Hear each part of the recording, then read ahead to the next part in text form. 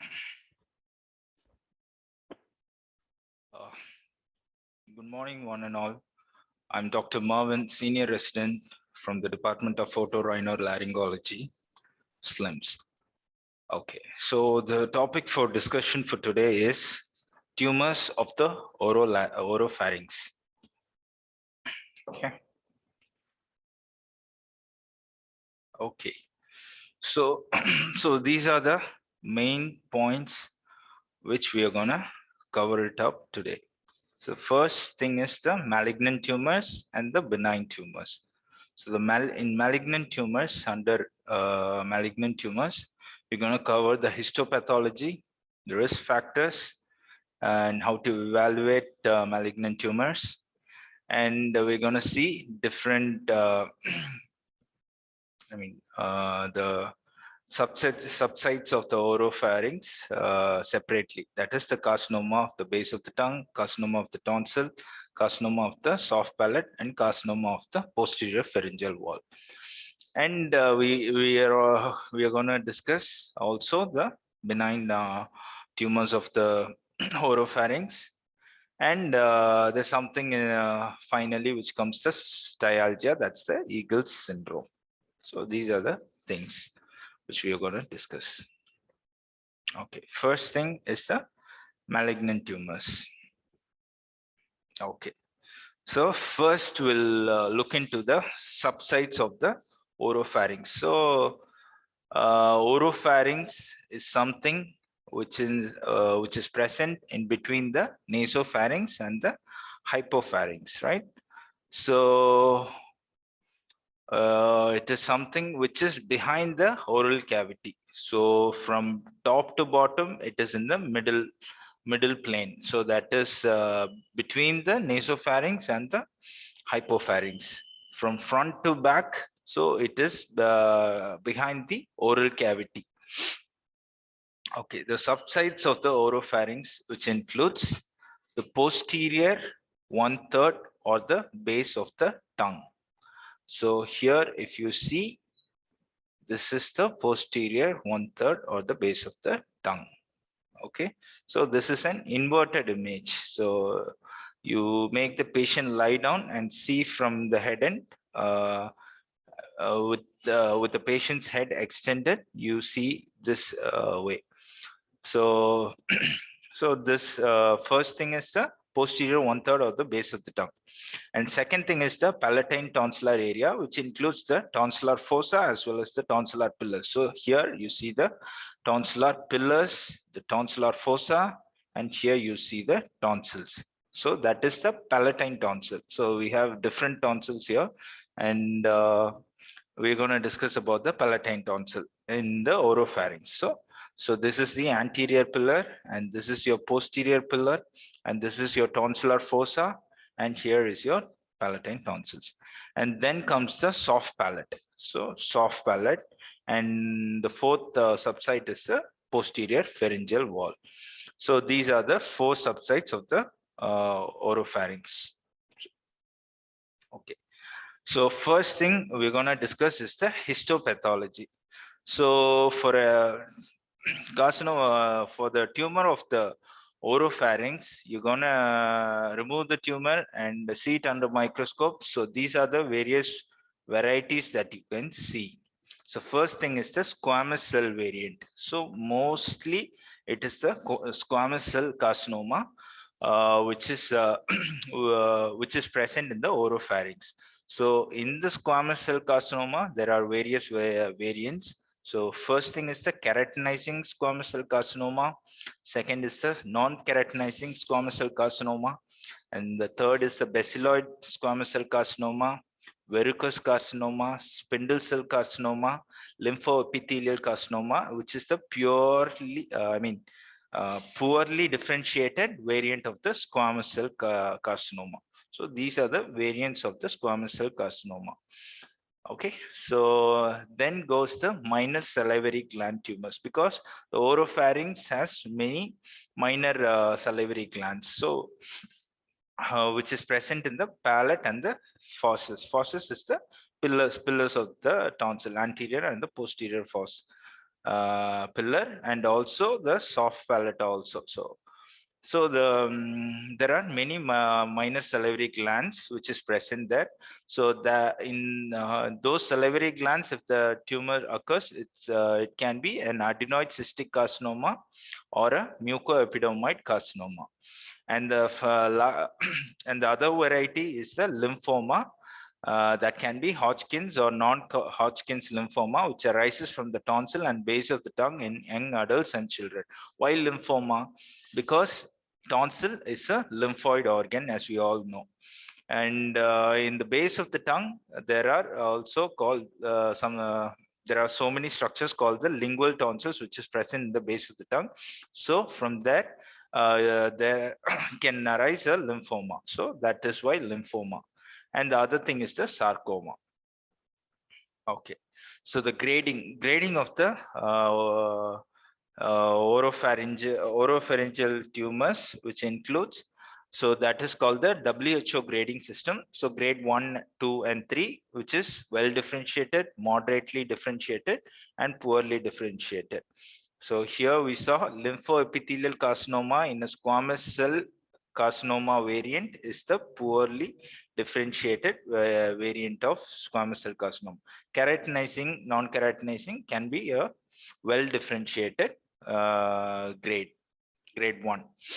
Okay, so moving to the risk factors. So risk factors for a malignant oropharyngeal tumor to occur is mainly the tobacco and the alcohol. So like for any other cause, any other malignancy, so these two are the main culprits. So these two are the most common cause for developing an oropharyngeal carcinoma. So that is tobacco, alcohol, chewing of the betel nut, and human papilloma virus, that is type 16 for squamous cell carcinoma of the tonsil. So tumor specific vaccines for HPV positive disease under investigation. So like cervical carcinoma, HPV also plays a role in developing an oropharyngeal carcinoma, that is by the type 16, HPV type 16 in a case of squamous cell carcinoma of the tonsil. So geography. So incidence is high in South Central Asia, South Africa, and Europe. So these are the common, these are the areas where the incidence is very common for a oropharyngeal carcinoma. Age, incidence, and mortality increases with age. Yeah. And gender, 3 times more common in men than women. Okay. So, and racial, ethnic, its highest rate in blacks in descending order, whites, Vietnamese, and native Hawaiians. So first goes the blacks, and then whites, then Vietnamese, and native of Hawaiians. So how to prevent oropharyngeal carcinoma is prevent this 2 main things, which is a bad habit. So smoking, chewing of betel nut, and tobacco. So that is the main prevention. And the second thing is the diet. Fresh fruits and vegetables can be added to your regular normal diet for prevention of oropharyngeal carcinoma. And how do you evaluate? So once the patient, if he or she starts having a oropharyngeal lesion, so how are you gonna evaluate the patient? So first thing is the patient will come to you with a symptom. So the early symptom is the patient who will complain is the throat irritation. So that is the early symptom that the patient will come to you with.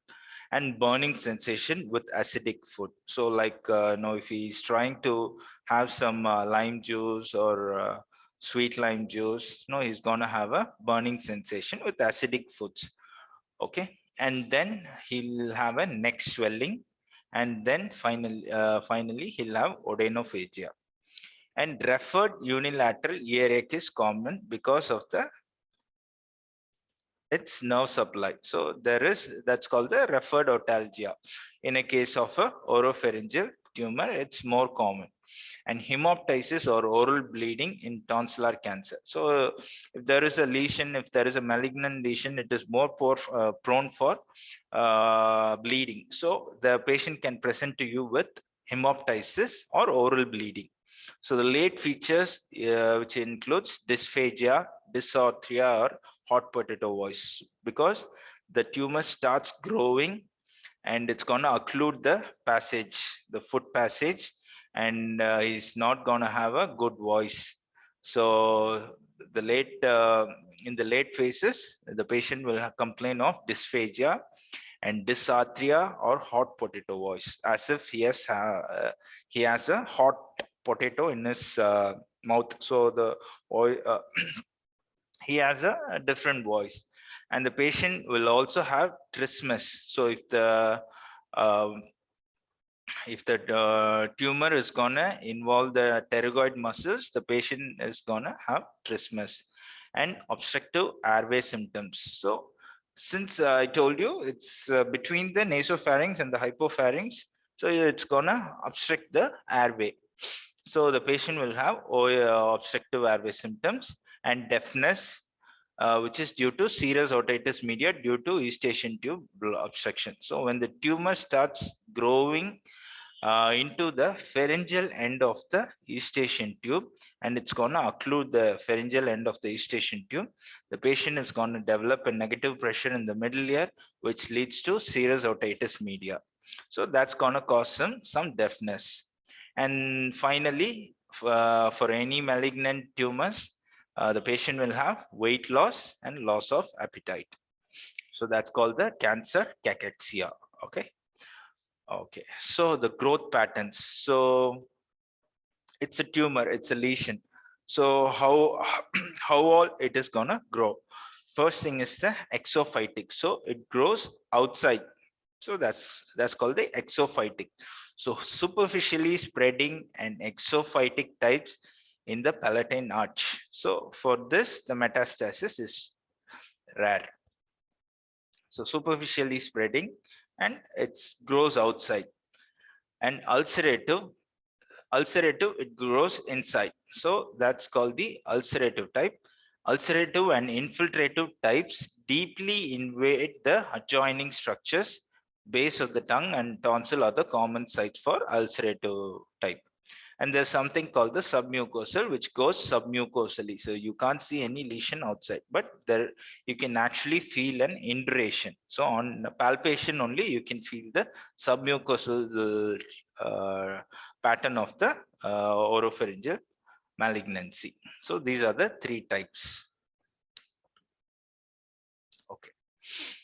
Okay. So so the patient has come to you with all the symptoms, be it early symptoms or the late symptoms.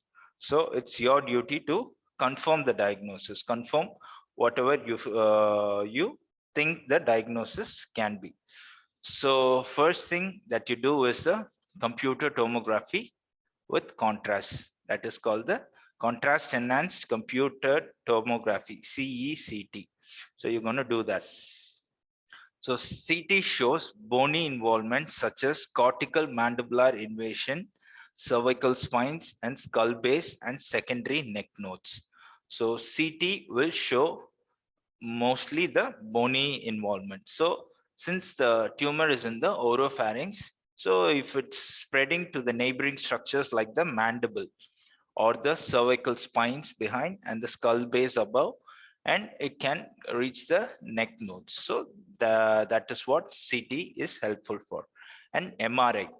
MRI, the sections which are taken are coronal structure section, transverse section, sagittal planes, T1 weighted and T1 weighted with gadolinium, DTPA, contrast and fat suppression. So these are the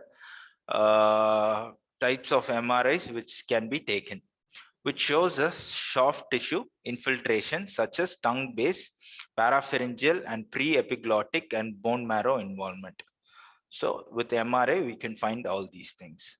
And X-ray chest, PA and lateral views to assess the acute or chronic pulmonary diseases, pulmonary metastasis or synchronous pulmonary primary carcinoma. So it's called the field cancerization. So the aerodigestive tract is all exposed to the same risk factors, like to say alcohol, be it alcohol or tobacco smoke. So there can be a synchronized pulmonary primary carcinoma. So in order to rule out that, you do a chest X-ray PA view and lateral view to see if there is a synchronized pulmonary primary carcinoma or a pulmonary metastasis from the oropharynx. And the highly upgraded version of the scan, which is now done most commonly, is the PET scan. That is the positron emission tomography scan. So the indications are high tumor grade and large tumor volume, and recurrent tumor, neck metastasis of unknown origin, post-treatment surveillance.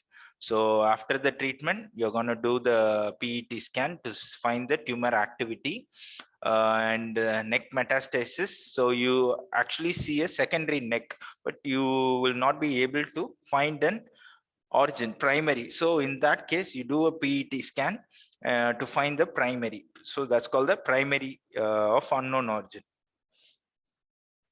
Okay, and then for recurrent cases of tumor, so you find a tumor, you treat it, and the patient is normal, asymptomatic for some time, and again, if the patient has a relapsed tumor, you do a PET scan again.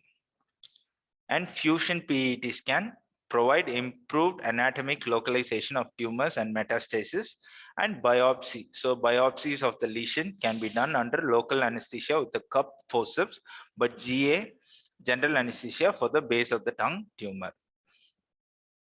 And FNAC from the neck mass if primary and secondary is evident. So you do a FNAC for a neck node.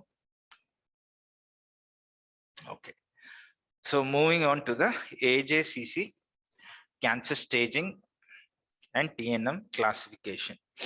So there are three things, that is the tumor size and regional lymph nodes and the distant metastasis. So T, N, and M. Okay, so T1 is if the tumor is less than or equal to 2 centimeter in size, and T2 is tumor is more than 2 centimeter but less than or equal to 4 centimeter. So that is T2. And T3 is tumor is more than 4 centimeter. Okay. And T4 is again divided into T4A and T4B. Okay. Okay. So if it is T4A, the tumor invades any of the following, that is a larynx or deep or extrinsic muscles of the tongue, medial pterygoid muscle, hard palate, or mandible. So if the tumor has involved any of these structures, it is called as T4A. And T4B, if it involves the lateral pterygoid muscle, pterygoid plates, lateral nasopharynx, skull base, or if it encases the carotid artery. So if the tumor involves any of these structures, it is categorized into T4B according to the tumor size, that is T. Okay, now moving to the N. So that is the regional lymph nodes. Okay, first thing is N1. So there is something called the N0 and NX also. So N0 is there is no neck node, and NX is neck nodes cannot be accessed.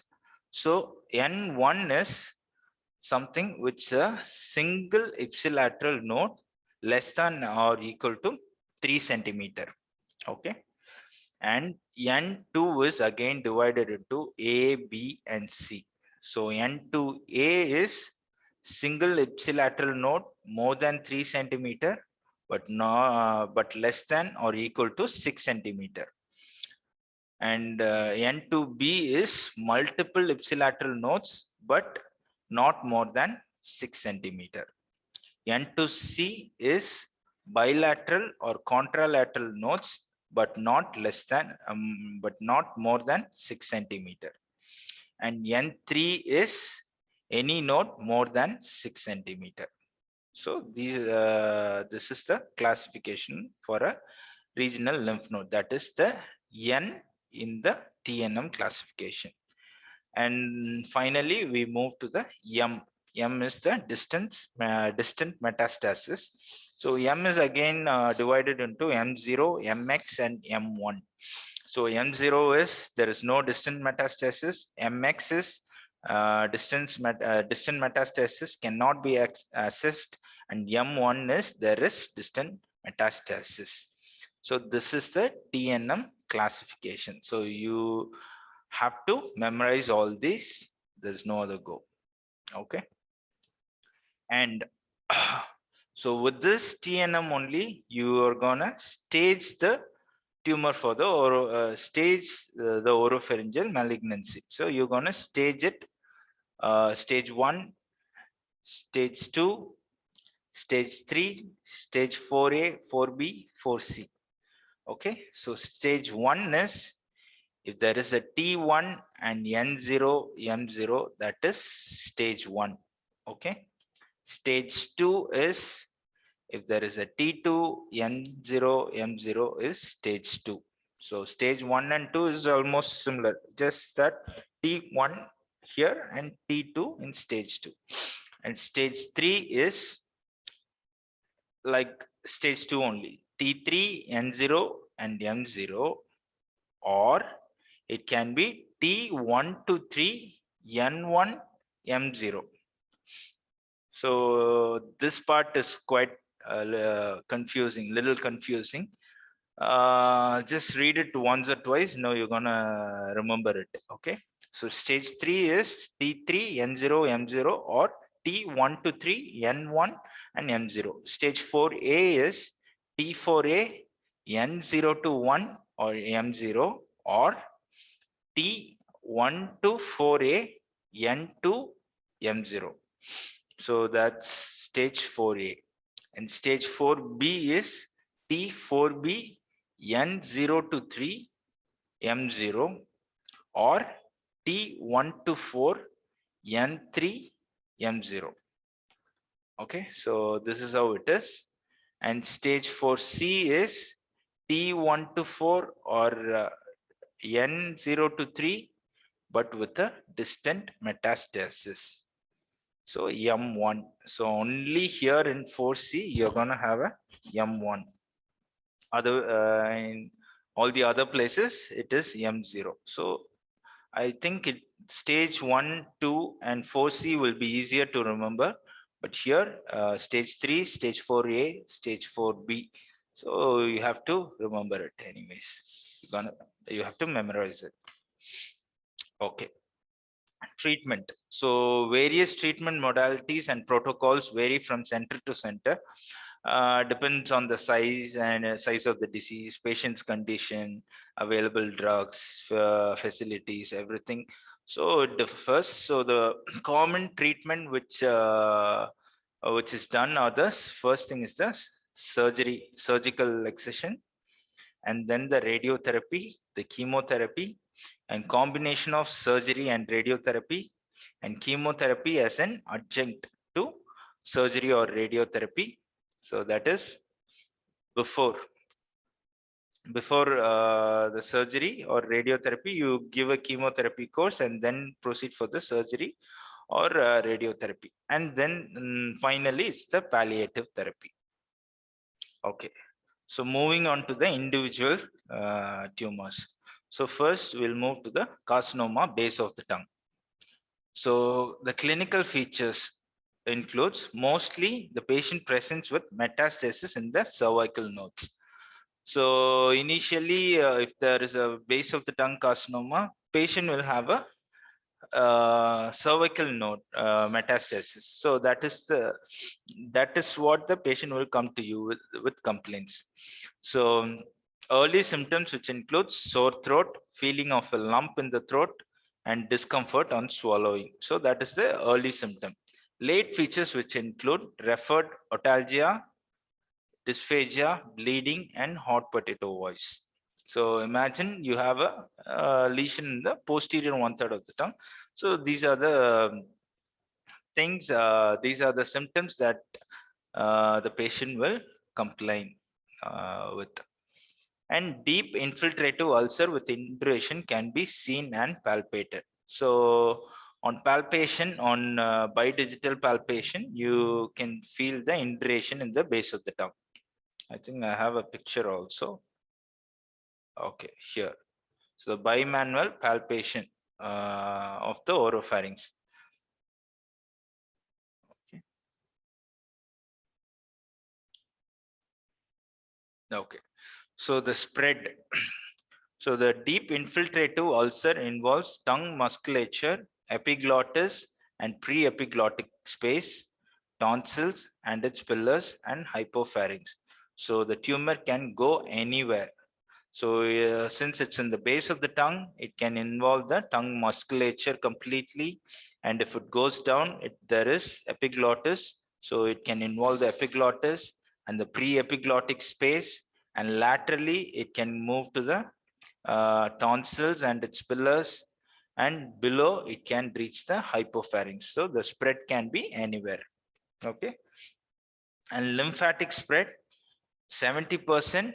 It is unilateral or bilateral cervical lymph metastasis, usually the JD nodes, and distant metastasis, which includes the bone, liver, or the lung. So diagnosis is basically made by the CT scan, which shows tumor extension and nodal involvement, and biopsy and examination under general anesthesia. So other things can be done in local anesthesia, but the carcinoma base of the tongue has to be done under general anesthesia. So extent of the lesion more extensive than it appears. So biopsy will confirm the diagnosis and nature of the cancer. So we do a CT scan first and then go for a biopsy. So the treatment.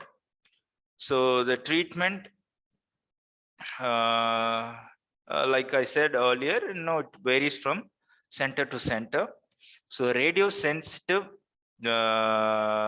tumors are anaplastic carcinoma, lymphoepithelioma, or lymphoma, which is the lymphoepithelioma is a poorly differentiated variant of squamous cell carcinoma, and otherwise the lymphoma, which arises from the lingual tonsils.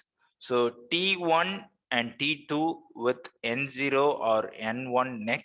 So the basic treatment option is the surgical excision, block dissection of the neck nodes, and radiotherapy. So these are the treatment options that can be done for T1 and T2 with N0 or N1 neck. So T3 and T4 lesions. So what you do is the surgical excision with mandibular resection and neck dissection and post-operative radiotherapy. Okay, and T4 lesion extending into the anterior two-third of the tongue or vallecula. There is extensive surgery with total glossectomy and laryngectomy in addition to the block dissection.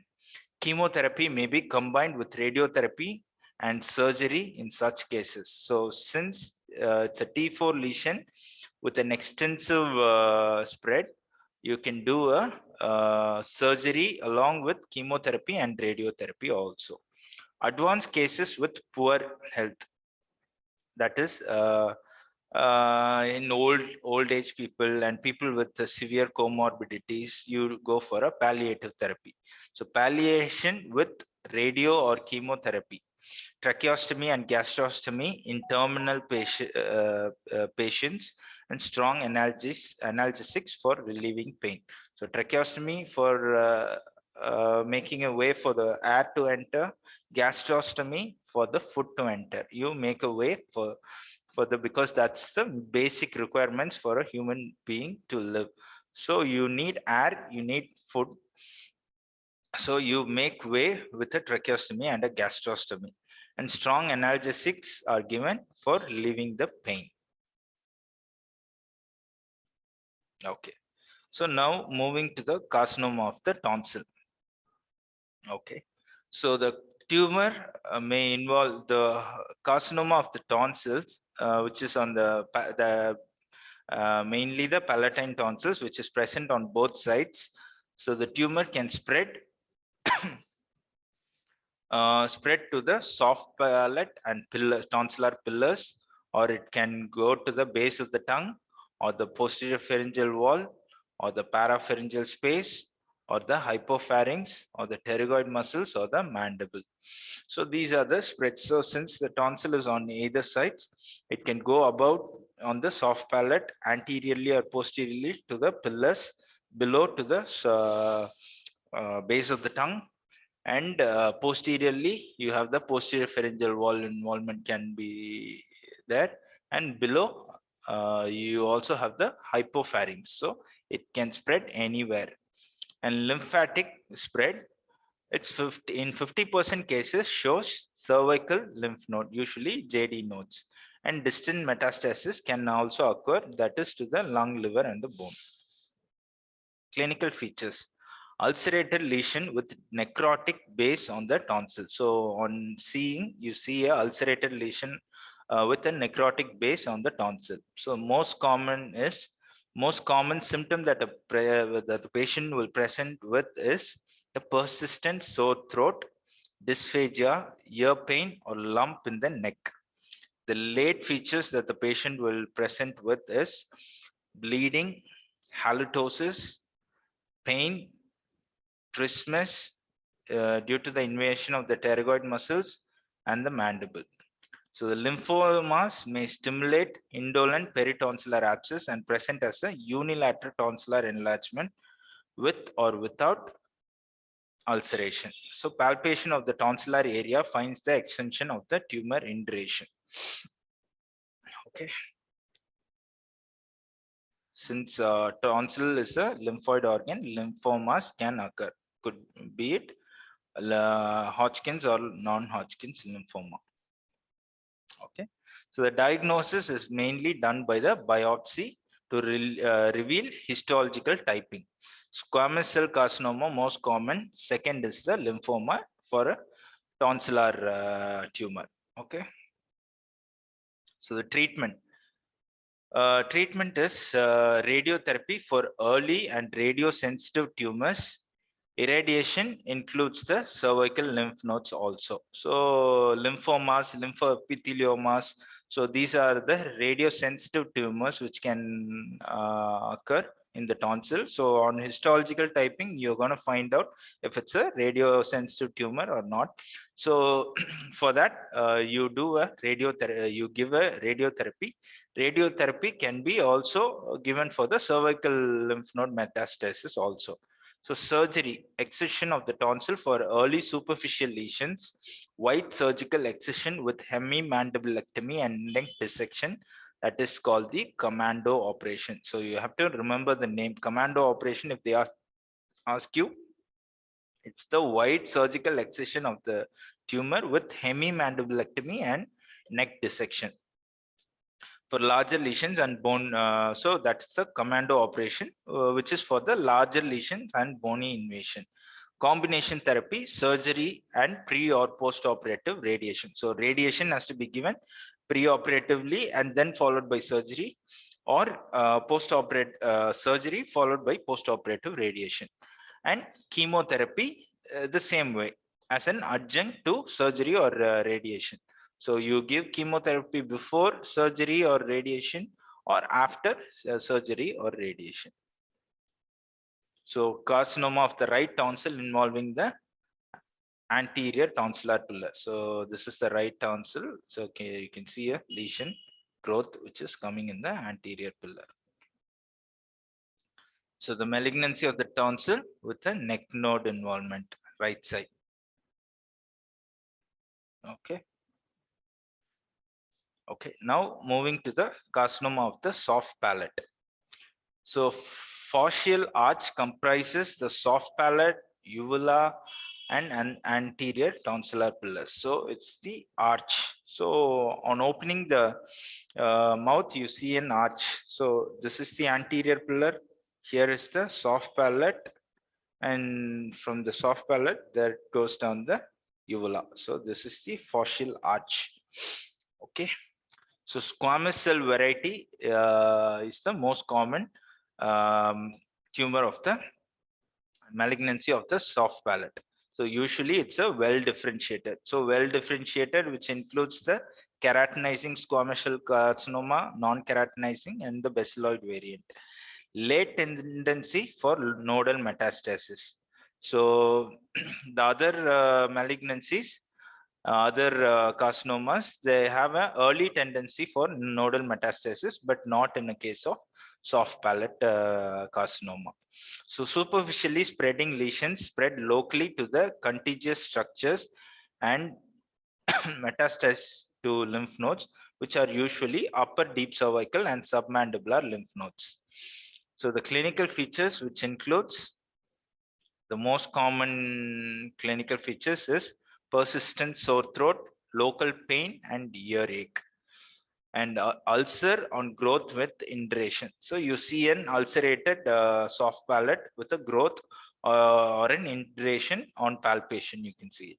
So anything which comes in the oropharynx will have a sore throat initially, or a throat irritation, or a burning sensation on taking acidic foods. So these are the common early presentations that a patient with the tumor of the oropharynx will present to you with. Okay, the treatment, which includes the so small tumors can be excised, easily excised. So large tumors involving major part of the soft palate are treated with radiotherapy. Surgery is reserved for salvage, as the morbidity of the surgery is significant. So surgery is the final options that you keep for a soft palate carcinoma. So large tumors, you go for a radiotherapy initially. If the tumor is very extensive and you need a surgery, you go for a surgery. And radical removal of the palate and the superior part of the lateral pharyngeal wall through mandibulotomy, that is median, paramedian, or lateral angular mandibulotomy, need post-operative reconstruction. So you go laterally through a mandibulotomy and remove the palate and the superior part of the lateral pharyngeal wall. You go for a reconstruction along with the plastic surgery team. So carcinoma soft palate of the left side. So you have a soft palate carcinoma here. Okay, so now moving to the carcinoma of the posterior pharyngeal wall. So spread. So usually local spread is mainly by the submucosal spread, which involves the tonsil, soft palate, tongue, nasopharynx, hypopharynx, parapharyngeal space, or anterior spinal ligaments. So anywhere from there, it can go above, below, lateral, downwards, so posterior. So these are the areas. So it goes submucosal spread, which involves the tonsils on the in the front, soft palate above, tongue below, hypopharynx below, nasopharynx above, and parapharyngeal space and anterior spinal ligaments behind. So lymphatic, 60% of cases have lymph node metastasis, which may be bilateral. Okay, and clinical features. Local lesions usually remain asymptomatic for a long period, and patients present with neck swellings. So the patients will be asymptomatic, but the initial finding that the patient will come to you with is a neck swelling. Okay.